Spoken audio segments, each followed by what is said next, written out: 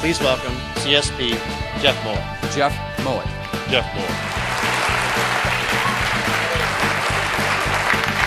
Now, let's say we've tried all of those logical steps. Then we get into, okay, somebody's making an emotional decision and we're not connecting with them. So we can use a tool, another tool in our toolbox that I learned from Gary Smalley. I don't know if you ever seen, remember, gosh, there used to be these infomercials on and people would be selling these audio tapes and CDs. Did you ever wonder, who is it that stays up till 2 o'clock in the morning buying these things? Well, I'd gone through a relationship and it didn't work out, so I'm sitting there at 2 o'clock in the morning watching, I'm buying these tapes from Gary Smalley. And it was a great investment. I came away with one little tip, and that one little tip has been so helpful for me. He used the example, he said there was a couple that were not getting along. If you can imagine that ever happening. He said in this case it was husband and wife, and he said the situation was that the husband's concern with the wife was that he said that she nagged. Like the minute he got in the door, she started nagging. The wife's concern with the husband was that he was not sharing. It was like there was a wall around him. He was not communicating. Well, they both sat down and talked logically about it. You're doing this, you should do this, and therefore you should make it. But they both reverted back to their old behaviors. So instead, they used what I put in your learning guide called a word picture. And a word picture is simply this, that in this case, the husband said to the wife, honey, I've been wanting to talk to you about this.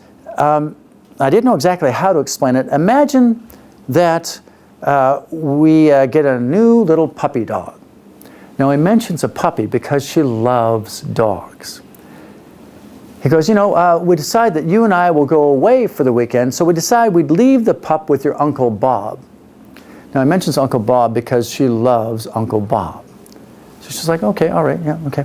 So at some point during the weekend, Uncle Bob takes the pup, puts it out into the backyard to do its business, but somehow this little pup escapes underneath the fence into a forest behind the house.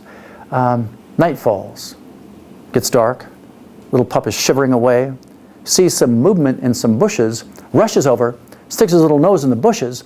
Finding out it was a porcupine. Falls over backwards with 3 quills stuck in its muzzle. 3 days later, this little pup is starving, literally. Somehow, though, manages to find his way back to Uncle Bob's backyard. Drags himself to the back door. Whimpering away, Uncle Bob opens the door and looks down. This little pup can barely lift its head, quills stuck in its muzzle, dry blood on the quills, and as it looks up at Uncle Bob, the little tail just barely wags. And Uncle Bob goes, "You bad dog, how dare you run away, you bad dog." Uncle Bob would never, that is terrible, that would never happen. I know. Uncle Bob would never do that. The thing is, sometimes I feel like that dog. I feel like I'm getting beaten because I've come home. So when I walk in the door and you ask me something like, have I taken out the garbage yet? I feel like I just got a whack on the back of my back. Or you ask me something like, do we have plans for the weekend yet? I feel like I just got cuffed in the side. I feel like a dog beaten because I came home. I never knew. Well, yeah, of course they knew. They talked about it logically, but she'd never felt at a gut level his frustration. So how do we use a word picture? Well, first of all, I probably wouldn't use this with a customer who I'm spending 15 minutes with. It's sort of this too shall pass. We've already talked about customers. I'm talking about those stronger relationships that are longer. Maybe it's somebody we work with or somebody we live with or live next to.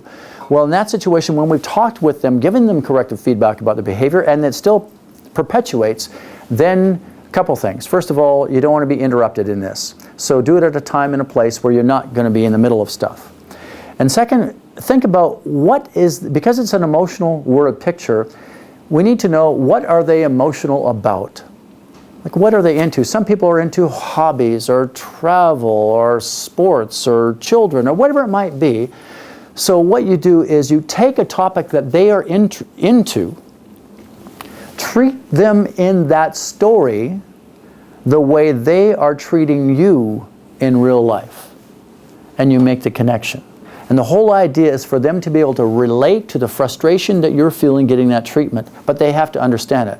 Now, just because somebody understands that you have a problem, does that guarantee that they have a problem? Does that guarantee that they're going to change? Probably not. No guarantees with human beings. There's really no guarantees with any of these approaches. We are humans. But I can guarantee one thing.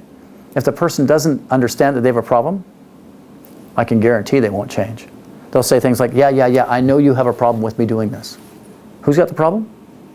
Okay, you have a problem with me doing this. I acknowledge that.